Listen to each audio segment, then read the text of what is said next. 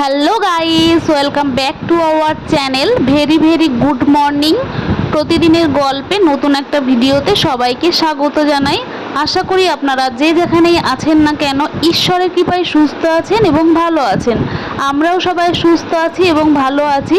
তো বন্ধুরা, আপনারা এখানে একটা উনান দেখতে পাচ্ছেন। তো এটার দুটো রয়েছে, মানে রান্না করার জায়গা রয়েছে একসাথে। এটা হলো পাইপের উনান বলে, আশা করি দেখেই বুঝতে পারছেন। তো এই উনানটা আর কেউ বানায়নি, আমিই বানিয়েছি। তো উনান বানানো শেখাটা আমার শ্বশুরবাড়ি গিয়ে। তো উনান বানানো প্রথম মনে হতো খুবই কষ্টকর। আমার মনে হয় কোনো কাজই কষ্টকর নয়, একটু যদি চেষ্টা করা যায় না, প্রথমে হয়তো খারাপ হবে, তারপরে আস্তে আস্তে কী হবে, নিজের আয়ত্তে চলে আসে কাজটা, আর তারপরে যে কোনো কাজ নিজের কাছে সহজ মনে হয়। তো আমিও প্রথমবার বানিয়েছিলাম কাকিমার বাড়িতেই। তো অতটা ভালো হয়েছিল না, মানে আগুনটা বেরোয় সেটা বেরোচ্ছিল না, অনেক সমস্যা। তো আমি একদিনে কি আর উনান বানানো হয়? উনান বানাতে হলে একটু সময় লাগে সেটাকে ফিনিশিং করতে। যাকগে, আমি শিখে নিয়েছি, এখন মোটামুটি কাজ চালানোর জন্য হয় আর কি। তো সকালবেলায় মা আমাদের জলখাবারে বানিয়েছে পটল পোড়া আর রুটি। তো এখানে পেঁয়াজ লঙ্কা দিয়ে আর মানে কাঁচা সর্ষের তেল দিয়ে মাখছে। তো এইভাবে পটল পোড়া কারা খেয়েছেন এবং কেউ যদি না খেয়ে থাকেন, তো আমি একবার তাদেরকে রিকোয়েস্ট করব এইভাবে বানিয়ে খান, এর স্বাদ কখনো ভুলতে পারবেন না। তো জমে যায় রুটির সাথে। আর এই সাইডে আমার কাকিমা মানে কাপড় সার্ফে ভেজাচ্ছে, আমি তখন ওনার ভিডিওগুলো করে রাখছি। শুধু মা আর কাকিমার আজকের আবদার, তাদের উনানগুলো ঠিক করতে হবে।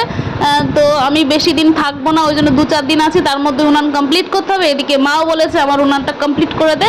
এই যে উনানটাকে আমাকে ভাঙতে হবে, কিছুক্ষণ পর আমি ভেঙে নেব। তো এবার চলে এসেছি আমার দাদা দুপুরবেলা রান্নার জন্য মাংস আর মাছ দুটোই নিয়ে এসেছে। তো মা এখন রান্না করছে মাছ আর আলু করলা দিয়ে তরকারি। আর এখানে আমি মাংসটা ধুয়ে পরিষ্কার করে রেখে দিয়েছি। তো আমি লেবু দিয়ে মাংসটাকে পরিষ্কার করে ধুয়ে নিয়েছি। আমার খুব খারাপ লাগে লেবু দিয়ে যদি না ধুই, একটা কেরম চ্যাংটা গন্ধ লাগে আমার কাছে। তো এই সাইডে মা মাছগুলো একটু ভেজে নিয়েছে কড়া করে। তো মাছটা আজকে রান্না হয়েছিল কচু আলু দিয়ে। আর এই সাইডে ভাজা চলছে এখনও। তো মাছগুলো ভেজে মা এখন তেল থেকে তুলে নিচ্ছে। আর এখানে ভাজতে বাকি রয়েছে 3 পিস, এটা ভাজলেই কমপ্লিট হয়ে যাবে। তো আবার সেমভাবে মা কড়াই দিয়ে মাছগুলো সব ভেজে নিচ্ছে।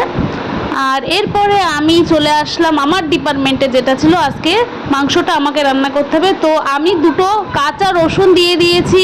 কাঁচা রসুনটা আমার খুব ভালো লাগে, এই জন্য আমি কাঁচা রসুনটা দিয়েছি। আর এখানে আগে থেকেই আলুটা ভেজে রেখে দিয়েছি। তো একবার ফাইনাল লুক দেখিয়ে দিই আজকে কি রান্না হয়েছে। আলু কচু দিয়ে মাছের ঝোল। তো এটা দেশি তাজা রুই মাছ ছিল। আর সাইডে আলু করলা দিয়ে একটা ঝোল ছিল, খুব বেশি ঝোল ছিল না, হালকা একটু রসা টাইপের। আর এই সাইডে 2টো থালা দেখতে পাচ্ছেন, এই 2টো থালাতে আমার দাদু আর আমার দাদা খেয়েছিল। তো এই হলো আজকে দুপুরের মেনু। তো এরপরে আমার ওই যে বললাম কাজ রয়েছে, তো উনানটা আমি ভেঙে ফেলেছি।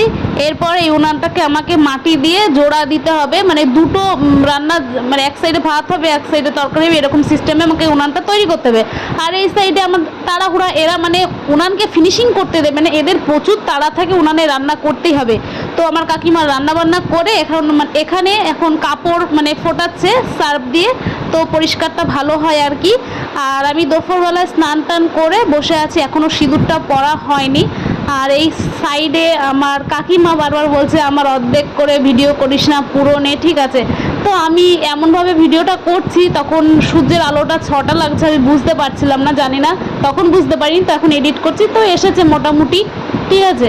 এই হলো ব্যাপার আর কি। কাকিমা হাসতে বলছে বারবার আমাকে ঠিক করে দে, আমার অর্ধেক তুলিস না, ঠিক আছে কোনো ব্যাপার না। তারপরে আমি এই কথাই বললাম। তো এই হলো আমার পিসিমা একটু অসুস্থ রয়েছে, ঠিক আছে। এর আগে আমি অনেকবার বলেছি আপনাদেরকে, এবার আমি ভালো করে দেখিয়ে দিলাম আমার পিসিমণিকে। আমার পিসিমণির জন্য একটু মনটা একটু খারাপ লাগে। তো পিসিমণির এখনও ডায়ালিসিস চলছে। আপনারা সবাই একটু পিসিমণির জন্য ঈশ্বরের কাছে প্রার্থনা করবেন যেন পিসিমণি সুস্থ হয়ে যায়। আর আমার দাদা এই সাইডে কী দেখছে আমি বলতে পারবো না। তো ফাইনালি এরপরে আমরা একটু বিকেলবেলায় বেরু করতে গেছিলাম। আর এখন আমার দাদা তার ডিউটির জায়গায় চলে যাচ্ছে। সে রেডি একদম, বাইকটা নিয়ে বেরিয়ে যাবে। তার মানে হেডফোনটা নিয়ে নিচ্ছে, আর আমার পিসিমণি বলছে হেডফোনটা রাস্তায় কানে দিবি না, কানে দিয়ে গাড়ি চালাবি না। তো ফাইনালি আমার দাদা এখন বাইকটা স্টার্ট করবে, স্টার্ট করেই বেরিয়ে যাবে দুগ্গা দুগ্গা বলে। ও এখন স্টার্টটা দিয়েই দিয়েছে, এখন বেরিয়ে গেল। আর আমার দাদাকে যতক্ষণ রাস্তাতে দেখতে পাবে মা দাঁড়িয়ে দাঁড়িয়ে, ততক্ষণ আমার দাদাকে একইভাবে দেখতে থাকে, সেটাই বলা কওয়া চলছে আর কি। তো এরপরে আমরা বিকেলবেলায় মানে সন্ধ্যার একটু আগে চলে গেলাম একটা বাড়িতে, মা মনসার পুজো হয়েছে, সেখানে প্রসাদ আনতে। ঠিক আছে, তো প্রসাদটা খেতে আমার ভীষণ ভালো লাগে। তো আমি নিজে হাতে যদি কোনো প্রসাদ বানাই আমার ভালো লাগে না। তো ভিডিওটা ভালো লাগলে লাইক, কমেন্ট, শেয়ার এবং আমার পাশে থাকবেন।